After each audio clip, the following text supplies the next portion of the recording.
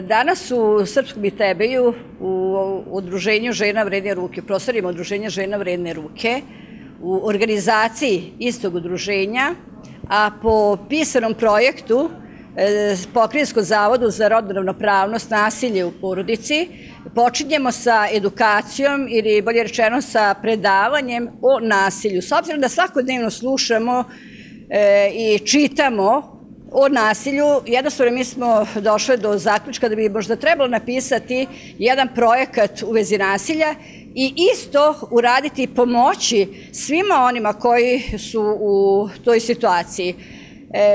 Ovo je sada prvi projekat u 2015. godini, s obzirom da smo planirali da to bude više časova i smatramo da je malo koliko imamo sada sredstava. Na nama je da nastavimo i dalje da pratimo projekte, da pratimo konkurse, da učestvujemo na drugim projektima sa istom temom, ne bi li donekle završili sa onim što smo započeli. Predavači današnjeg predavanja su uglavnom gospođe iz Centra za socijalni rad, to je direktorka Slavica Mihić i njena saradnica Tanja Bosanac, inače psiholog.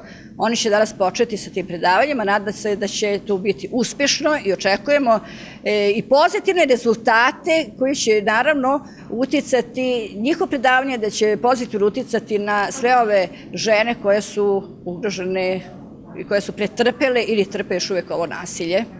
Centar za socijalni rad se aktivno uključio u realizaciju projekta. Jako je bitno da se stavi veliki akcenat na edukaciju žena, onih žena koje trpe nasilje i onih koje mogu da preveniraju buduće neko nasilje. Znači, o nasilju mnogo slušamo, mnogo se priča, međutim treba ojačati žene kako bi prepoznale nasilje i na pravi način reagovale.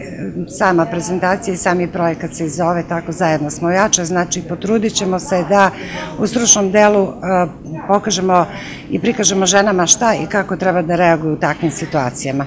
Centar za socijalni rad je uvek raspoložen i želi uvek aktivno da se uključi u realizaciju svih projekata gde je potrebna stručna pomoć kako organizacije Vredne ruke, tako i svih ostalih organizacija.